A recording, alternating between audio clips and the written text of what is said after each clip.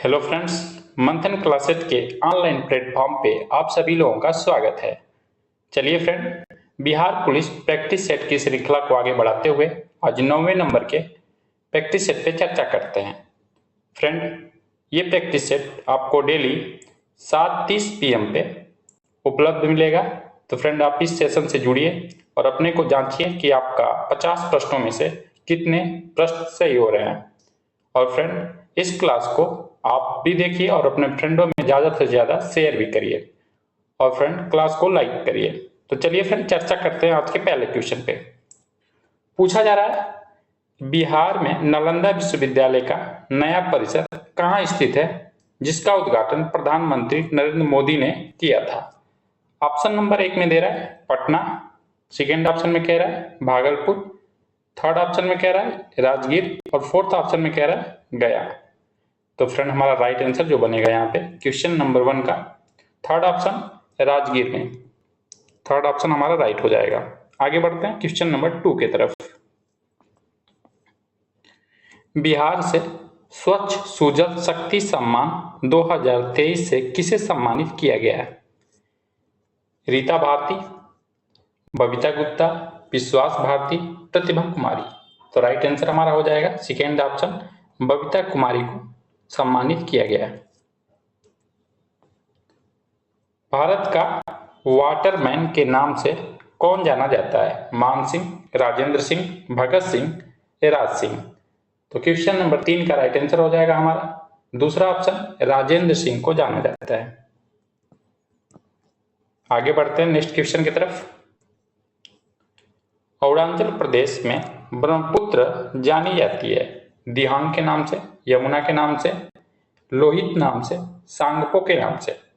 तो फ्रेंड, अरुणाचल प्रदेश में ब्रह्मपुत्र को हम दिहांग नाम से जानते हैं। तो राइट आंसर हमारा फर्स्ट ऑप्शन हो जाएगा यहाँ पे। आगे बढ़ते हैं क्वेश्चन नंबर 5 की तरफ। उपराष्ट्रपति का कार्यकाल होता है 8 वर्ष का, 4 वर्ष का, 5 वर्ष का, 6 वर्ष का। तो राइट आंसर हमारा यहाँ पे बनेगा थर्ड ऑप्शन, 5 वर्ष का होता है। और फ्रेंड, इसके कार्यकाल का वर्णन भारतीय संविधान के अनुच्छेद 67 में वर्णित है।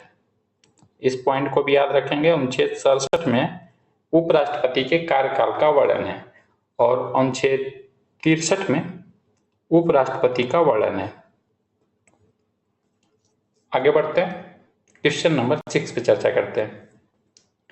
निम्नलिखित में से कौन सा दिन भारत में राष्ट्रीय युवा दिवस के रूप में मनाया जाता है? 16 अगस्त, 12 जनवरी, 25 नवंबर, 31 दिसंबर। तो फ्रेंड, क्वेश्चन नंबर 6 का राइट आंसर हो जाएगा हमारा सेकेंड ऑप्शन, 12 जनवरी को हम राष्ट्रीय युवा दिवस के रूप में मनाते हैं और स्वामी विवेकानंद की जयंती के रूप में मनाया जाता है। लेकिन फ्रेंड 12 जनवरी और 12 अगस्त को लेकर हमें कंफ्यूजन हो जाता है। तो 12 जनवरी को याद रखेंगे, राष्ट्रीय युवा दिवस मनाया जाता है। लेकिन फ्रेंड, अगर 12 अगस्त की बात करें, 12 अगस्त को क्या मनाया जाता है फ्रेंड? तो याद रखेंगे अंतर्राष्ट्रीय युवा दिवस मनाया जाता है, अंतर्राष्ट्रीय युवा दिवस। इस पॉइंट को आप याद रखेंगे। अगर अंतर्राष्ट्रीय युवा दिवस आपसे पूछा जाए तो आपका 12 अगस्त सही होगा। अगर राष्ट्रीय युवा दिवस पूछा जाए तो आपका 12 जनवरी सही होगा। आगे बढ़ते हैं क्वेश्चन नंबर 7 की तरफ। विश्व हिंदी दिवस कब मनाया जाता है? 10 जनवरी, 26 जनवरी, 24 जनवरी, 4 जनवरी। तो फ्रेंड याद रखेंगे, विश्व हिंदी दिवस पूछा जा रहा है यहाँ पे। तो फ्रेंड, राइट आंसर जो हो जाएगा यहाँ पे हमारा पहला ऑप्शन, 10 जनवरी को मनाया जाता है। लेकिन फ्रेंड, अगर राष्ट्रीय हिंदी दिवस पूछ लिया जाए आपसे कब मनाया जाता है तो बताइए फ्रेंड आप कमेंट बॉक्स में, राष्ट्रीय हिंदी दिवस कब मनाया जाता है? हिंदी दिवस कब मनाया जाता है? हम 20 दिवस नहीं पूछ रहे हैं फ्रेंड, राष्ट्रीय हिंदी दिवस की बात कर रहे हैं। तो ये मनाया जाता है आपका 14 सितंबर को, 14 सितंबर। तो इस पॉइंटों को भी आप ध्यान से देख लेंगे जिससे आपको कंफ्यूजन ना हो। विश्व हिंदी दिवस 10 जनवरी और राष्ट्रीय हिंदी दिवस 14 सितंबर। आगे बढ़ते हैं क्वेश्चन नंबर 8 की तरफ।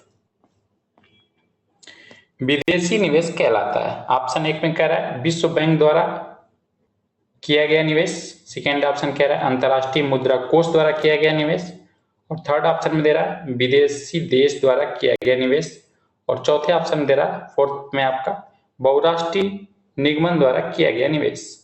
तो राइट आंसर हमारा हो जाएगा यहाँ पे चौथा ऑप्शन, बहुराष्ट्रीय निगमन द्वारा किया गया निवेश। आगे बढ़ते हैं क्वेश्चन नंबर 9 की तरफ। लोकसभा अध्यक्ष अपना त्याग पत्र किसे प्रस्तुत करता है? राष्ट्रपति को, प्रधानमंत्री को, लोकसभा उपाध्यक्ष को, भारत का मुख्य न्यायाधीश को। तो राइट आंसर हो जाएगा क्वेश्चन नंबर 9 का थर्ड ऑप्शन, लोकसभा उपाध्यक्ष को सौंपता है। उत्तर पश्चिम भारत में शीतकालीन वर्षा उन चक्रवातों के परिणाम स्वरूप होती है जो उत्पन्न होते हैं लाल सागर में, काले सागर में, बाल्टिक सागर में, भूमध्य सागर में। तो राइट आंसर हमारे यहां बनेगा फ्रेंड चौथा ऑप्शन, भूमध्य सागर में। आगे बढ़ते हैं 11 की तरफ। रबड़ रिक्त स्थान दे रहा है, फसल है मरुस्थलीय क्षेत्र का, भूमध्य सागरीय क्षेत्र की, ध्रुवीय क्षेत्र की, उप ध्रुवीय क्षेत्र की। तो फ्रेंड राइट आंसर जो बनेगा हमारा 11 का यहाँ पे सेकेंड ऑप्शन, भूमध्य सागरीय क्षेत्र की रबड़ फसल है। आगे बढ़ते हैं 12 की तरफ। खरीफ की कौन सी फसल पशुओं के चारे के रूप में प्रयोग की जाती है? तो भारत में फ्रेंड आपकी रबी की फसल, खरीफ की फसल और जायद की फसल, 3 फसलें होती हैं। तो उसमें पूछ रहा है कि खरीफ के फसल के अंतर्गत पशुओं के चारे के रूप में प्रयोग ली जाती है गन्ना, आलू, ज्वार व बाजरा, गेहूं। तो राइट आंसर हो जाएगा क्वेश्चन नंबर 12 का यहाँ पे थर्ड ऑप्शन। आगे बढ़ते हैं क्वेश्चन नंबर 13 की तरफ। भारत सरकार का प्रथम लीगल ऑफिसर है विधि सचिव, सॉलिसिटर जनरल, भारत का महान्यायवादी और कानून मंत्री।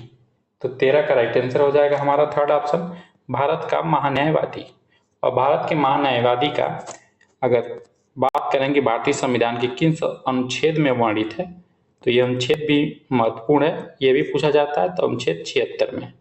और फ्रेंड याद रखेंगे भारत के महान्यायवादी की नियुक्ति कौन करता है? तो भारत का राष्ट्रपति करता है, और यह भारत के राष्ट्रपति के प्रसाद पर्यंत अपने पद पर बने रहते हैं। और यह भारत सरकार का एक वकील होता है, भारत सरकार से संबंधित जितने भी मामले रहते हैं उनकी पैरवी यह न्यायालय में करता है। आगे बढ़ते हैं। पद्म श्री रामचंद्र मांझी किसके लिए प्रसिद्ध हैं? साहित्य के क्षेत्र में, गायन के क्षेत्र में, खेल के क्षेत्र में, लोक नृत्य के क्षेत्र में। तो राइट आंसर हो जाएगा हमारा चौथा ऑप्शन, ये लोक नृत्य के क्षेत्र में प्रसिद्ध है। और इनका जन्म 1925 में बिहार के छपरा जिले में हुआ था। सामाजिक न्याय क्या दर्शाता है? पुरुषों और महिलाओं हेतु रोजगार के समान अवसर को, धन का समान वितरण को, राजनीति में महिलाओं के समान भागीदारी को, और बिना किसी सामाजिक भेदभाव के सभी नागरिकों के साथ समान व्यवहार को। तो फ्रेंड राइट आंसर हमारा यहाँ बनेगा चौथा ऑप्शन, राइट हो जाएगा हमारा। आगे बढ़ते हैं। भारत सरकार की तरफ से करेंसी नोट कौन एजेंसी जारी करती है? भारतीय रिजर्व बैंक के द्वारा, सेबी के द्वारा, बैंक ऑफ इंडिया के द्वारा, विश्व बैंक के द्वारा।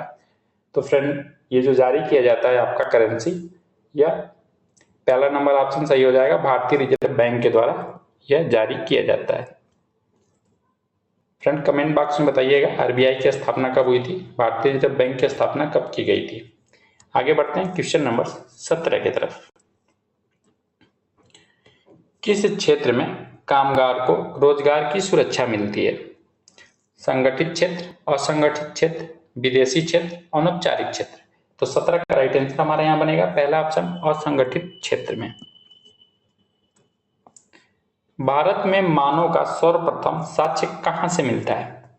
नर्मदा घाटी से, नीलगिरी पहाड़ियां से, शिवालिक पहाड़ियां से, गंगा नदी से। तो 18 का राइट आंसर हो जाएगा पहला ऑप्शन, नर्मदा घाटी से मिलता है। निम्नलिखित में से कौन सा एक हड़प्पा का बंदरगाह है? सिकंदरिया, लोथल, नागपट्टनम, महास्थानागढ़। तो फ्रेंड राइट आंसर हमारा बनेगा 19 का यहाँ पे सेकेंड ऑप्शन लोथल। लोथल कहाँ पड़ता है फ्रेंड? गुजरात में। आगे बढ़ते हैं क्वेश्चन नंबर 20 की तरफ। क्वेश्चन नंबर 20 में पूछा जा रहा है आपसे, ध्वनि सबसे तेज रिक्त स्थान दे रहा है, मध्य में संचालित होती है, ठोस, द्रव, गैस और निर्वात। तो फ्रेंड राइट आंसर हमारा हो जाएगा यहाँ पे पहला ऑप्शन ठोस में। फ्रेंड जो ध्वनि है, ध्वनि तरंगों का जो संचरण है केवल ठोस, द्रव और गैस में के माध्यम में ही होता है, निर्वात में इसका संचरण नहीं होता है। आगे बढ़ते हैं। अम्लीय वर्षा निम्न के ऑक्साइड के कारण होती है। किसके ऑक्साइड के कारण होती है? कार्बन के, केवल नाइट्रोजन के, केवल सल्फर के, सल्फर और नाइट्रोजन के।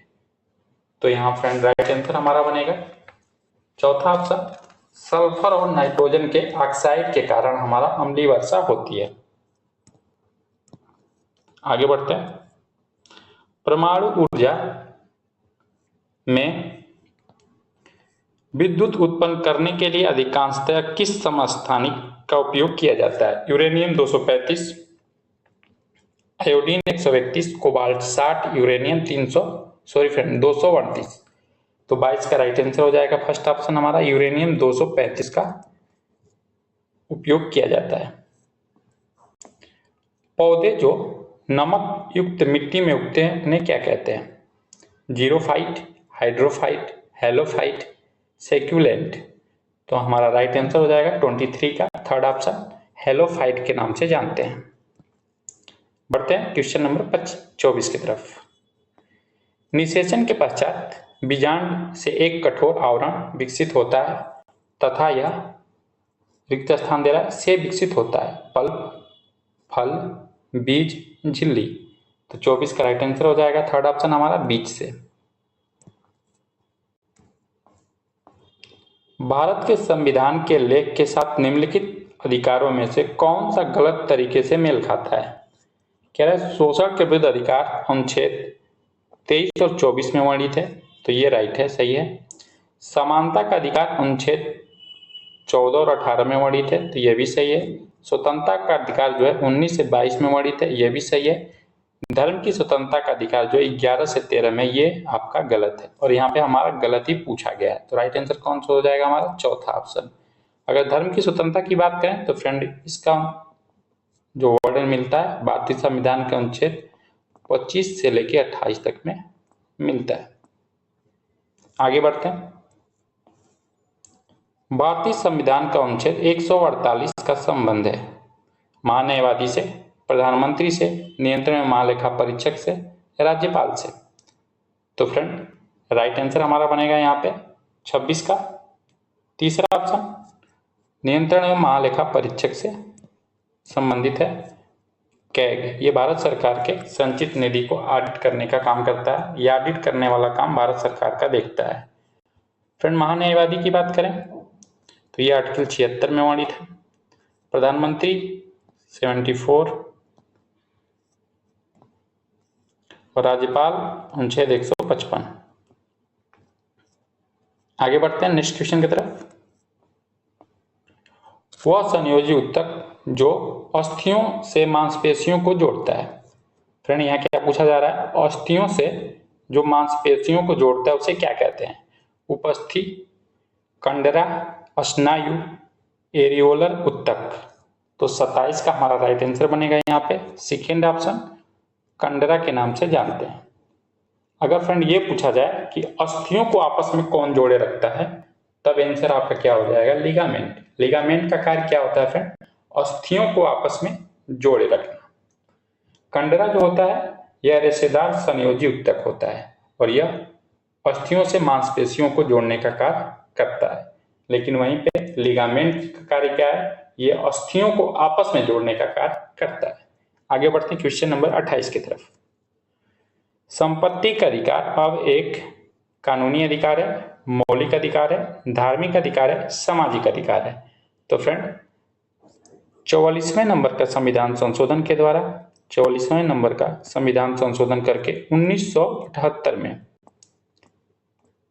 हमारे संपत्ति के अधिकार को, जो मूल अधिकार था, अब कैसा अधिकार बना दिया गया है, तो इसे अब एक कानूनी अधिकार बना दिया गया है। तो पहला नंबर ऑप्शन सही हो जाएगा। और भारतीय संविधान के अनुच्छेद किस में रखा गया, तो इसको अनुच्छेद 300 क में रखते हुए कानूनी अधिकार बनाया गया है।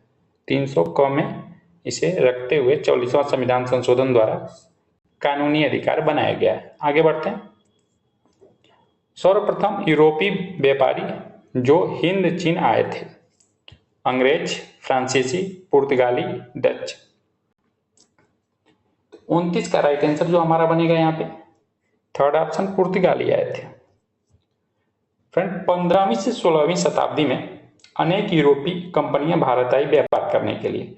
अगर उनके क्रम आप याद रखेंगे, क्रम क्या था, तो सबसे पहले कौन आए थे, तो पुर्तगाली आए थे। और पुर्तगाली के बाद कौन आए, तो पुर्तगाली के बाद फ्रेंड डच आए थे। और फ्रेंड डच के बाद अंग्रेज आए।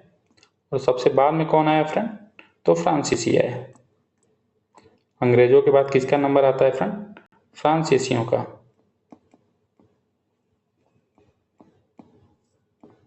तो याद रखेंगे, ये क्रम रहा, इनको एक क्रम को याद रखेंगे आप। आगे बढ़ते हैं नेक्स्ट क्वेश्चन की तरफ। बिहार के किस जिले में बिहार चाय के लिए ट्रेडमार्क को मंजूरी दी गई है, पटना, किशनगंज, गया।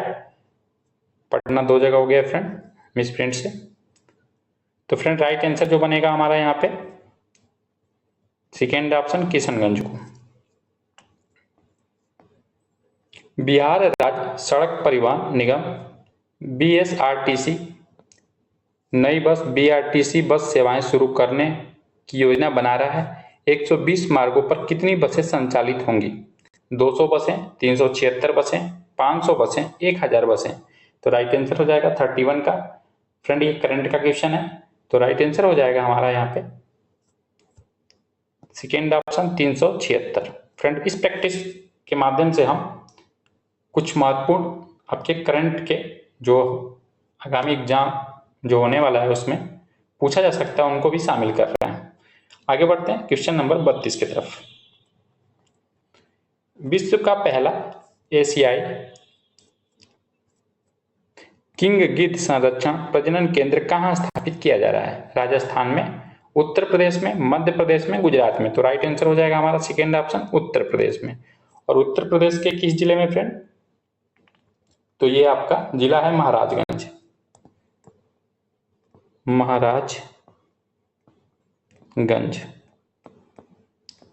महाराजगंज जिले में ये आपका संरक्षण प्रजनन केंद्र गिद्धों के लिए बनाया जा रहा है। सिंध तथा सतलज नदी के मध्य हिमालय को कहा जाता है, पंजाब हिमालय, कुमायूं हिमालय, नेपाल हिमालय, असम हिमालय। तो 33 का राइट आंसर हमारा बनेगा पहला ऑप्शन पंजाब हिमालय के नाम से जानते हैं। राज्यसभा के 1/3 सदस्य अवकाश ग्रहण करते हैं प्रत्येक कितने वर्षों के पश्चात, तो राइट आंसर हो जाएगा हमारा 2 वर्षों के पश्चात ये अवकाश ग्रहण करते हैं। आगे बढ़ते हैं। प्रशा के राजा विलियम प्रथम को कहाँ जर्मनी का सम्राट घोषित किया गया, बर्लिन में, प्राग में, बॉन में, वर्साय में। तो राइट आंसर हो जाएगा 35 का हमारा चौथा ऑप्शन वर्साय। झारखंड में झूम कृषि को कहते हैं, पामलू के नाम से जानते हैं, दीपा के नाम से, कुरुआ के नाम से, खील के नाम से। तो 36 का हमारा राइट आंसर हो जाएगा तीसरा, कुरुआ के नाम से जानते हैं। और फ्रेंड कुरुआ के साथ साथ झूम कृषि को स्थानांतरित कृषि के नाम से भी जानते हैं। फ्रेंड इसमें जंगलों को काट के वहां पे उपजाऊ भूमि पर खेती की जाती है, और जब उसका उपजाऊपन खत्म हो जाता है तो दूसरे स्थान पे फिर वहां के पेड़ों को काट के खेती की जाती है। इसलिए स्थानांतरित कृषि के अंतर्गत आती है, स्थानांतरित कृषि भी कहा जाता है। लेकिन झारखंड में झूम कृषि को हम कुरुआ के नाम से जानते हैं। आगे बढ़ते हैं क्वेश्चन नंबर 37 की तरफ। भारत की स्थल सीमा की कुल लंबाई है 6100 किलोमीटर, 7516 किलोमीटर, 15,200 किलोमीटर, 21,200 किलोमीटर। तो राइट आंसर हो जाएगा फ्रेंड हमारा यहाँ पे 37 का थर्ड ऑप्शन 15,200 किलोमीटर है। अगर फ्रेंड कुल एरिया की बात करें कि भारत का कुल क्षेत्रफल कितना है, स्थल और जल मिला के कुल क्षेत्रफल कितना है फ्रेंड, तो फ्रेंड याद रखेंगे इसको इस प्रकार याद रखें 32,87,263। तो याद रहेगा आपको 32,87,263। अगर पूरे को एक साथ याद करेंगे तो याद नहीं होगा, ऐसे याद रखिएगा 32,87,263 किलोमीटर है आपका कुल क्षेत्रफल। और फ्रेंड भारत का क्षेत्रफल की दृष्टि से स्थान पूछा जाए विश्व में तो ये 7वां स्थान है भारत का। आगे बढ़ते हैं 38 की तरफ। द्वितीय विश्व युद्ध में 1 सितंबर 1939 को पोलैंड पर किसने आक्रमण किया? Benito Mussolini, Adolf Hitler, Winston Churchill, सम्राट नारुहितो। तो 38 का राइट आंसर हमारा बनेगा सेकेंड ऑप्शन, हिटलर के द्वारा किया गया था। 39 की चर्चा करते हैं आपसे। जर्मनी का एकीकरण कब पूरा हुआ? तो फ्रेंड 39 का राइट आंसर हो जाएगा चौथा ऑप्शन, ये 1871 में पूरा हुआ। यूरोप वासियों के लिए किस देश का साहित्य एवं विज्ञान प्रेरणा का स्रोत रहा? जर्मनी का, तुर्की का, इंग्लैंड का, यूनान का। तो 40 का राइट आंसर हमारा बनेगा चौथा ऑप्शन, यूनान का। नेक्स्ट क्वेश्चन की चर्चा करते हैं 41 नंबर। प्लास्टर ऑफ पेरिस बनता है चूने के पत्थर से, जिप्सम से, संगमरमर से, बॉक्साइट से। तो फ्रेंड राइट आंसर हो जाएगा हमारा सेकेंड ऑप्शन, जिप्सम से बनता है। और इसका उपयोग आपका मूर्तियां बनाने में और फ्रेंड फ्रैक्चर हो जाने पे डॉक्टर हड्डियों को जोड़ने के लिए प्लास्टर करने का भी काम करते हैं प्लास्टर ऑफ पेरिस से। आगे बढ़ते हैं 42 की तरफ। 2011 की जनगणना के अनुसार भारत में साक्षरता दर लगभग है 65%, 78%, 85%, 73%। तो फ्रेंड 42 का हमारा राइट आंसर जो बनेगा यहाँ पे चौथा ऑप्शन 73%, 73% है। आगे बढ़ते हैं 43 की तरफ। आधुनिक लोकतंत्र को कहा जाता है प्रत्यक्ष लोकतंत्र, शुद्ध लोकतंत्र, प्रतिनिधित्व लोकतंत्र, सामाजिक लोकतंत्र। तो फ्रेंड राइट आंसर हमारा जो बनेगा यहाँ पे थर्ड ऑप्शन, प्रतिनिधित्व लोकतंत्र के नाम से जानते हैं। निम्नलिखित में से कौन सा विषय समवर्ती सूची में आता है? तो फ्रेंड शिक्षा जो है आपका समवर्ती सूची के अंतर्गत आता है। आगे बढ़ते हैं 45 की तरफ। भारतीय संविधान का छुआछूत अस्पृश्यता से संबंधित अनुच्छेद कौन सा है? अनुच्छेद 18, अनुच्छेद 17, अनुच्छेद 16, अनुच्छेद 15। तो फ्रेंड 45 का राइट आंसर हमारा जो बनेगा यहाँ पे छुआछूत का संबंध आपका 17 से है, सेकेंड ऑप्शन राइट हो जाएगा। और फ्रेंड उपाधियों के अंत की बात किसमें की गई? तो ये आपका अनुच्छेद 18 में की गई है। अवसर की समानता की बात की गई है 16 में। धर्म, मूल, वंश, जाति, लिंग के आधार पर किसी के साथ भेदभाव नहीं किया जाएगा, अनुच्छेद 15 कहता है। आगे बढ़ते हैं 47 की तरफ। भारतीय संविधान का कौन सा अनुच्छेद प्रेस की स्वतंत्रता से संबंधित है? तो फ्रेंड राइट आंसर हमारा बनेगा 47 का पहला ऑप्शन, अनुच्छेद 19। आगे बढ़ते हैं 48 की तरफ। सूर्य के प्रकाश को ऊर्जा का प्राथमिक स्रोत है। निम्नलिखित में से किस सेल का उपयोग करके बिजली में परिवर्तित किया जाता है? प्राथमिक सेल का, इलेक्ट्रोलाइटिंग विद्युत अपघटनी सेल का, गैल्वेनिक सेल का, फोटोवोल्टिक सेल का। तो राइट आंसर हो जाएगा चौथा ऑप्शन हमारा, फोटोवोल्टिक सेल का प्रयोग करके बिजली में परिवर्तित किया जाता है। आगे बढ़ते हैं।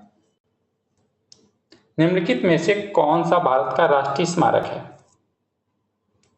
India gate, Lal Qila, Taj Mahal, Qutub Minar. तो राइट आंसर हमारा फर्स्ट ऑप्शन हो जाएगा, इंडिया गेट जो है भारत का राष्ट्रीय स्मारक है। गंगा नदी बिहार में निम्नलिखित में से किस स्थान पर प्रवेश करती है? गया में, चौसा में, मधुबनी में, सिवान में। तो राइट आंसर हो जाएगा हमारा यहाँ पे सेकेंड ऑप्शन, चौसा में। फ्रेंड चौसा जो है ये बक्सर का एक गांव है और यह बक्सर के चौसा नामक गांव के पास से यह गंगा बिहार में प्रवेश करती है। तो इस प्रकार फ्रेंड हम लोग आज 50 महत्वपूर्ण प्रश्नों पर चर्चा कर लिए। तो फ्रेंड ये क्लास अच्छी लगी हो तो लाइक करिए, अभी तक हमारे चैनल को आप सब्सक्राइब नहीं किए तो सब्सक्राइब करिए। फ्रेंड 100 प्रश्नों की एक महत्वपूर्ण भारतीय संविधान की क्लास हम ले चुके हैं, जिसमें हम सिलेक्टेड प्रश्नों को रखे हुए हैं। तो फ्रेंड अभी तक आप उस क्लास को नहीं देखे हैं तो उसे जरूर देखिए। इसके साथ साथ 80 प्रश्नों की एक वर्ल्ड हिस्ट्री से, विश्व के इतिहास से भी हम एक क्लास लिए हैं, उस क्लास को भी आप देखिए। और फ्रेंड साइंस के भी हम क्लासें लगातार ले रहे हैं, तो फ्रेंड इन क्लासों को आप देखिए। और फ्रेंड लास्ट तक हमारी क्लास देखने के लिए आपको थैंक यू।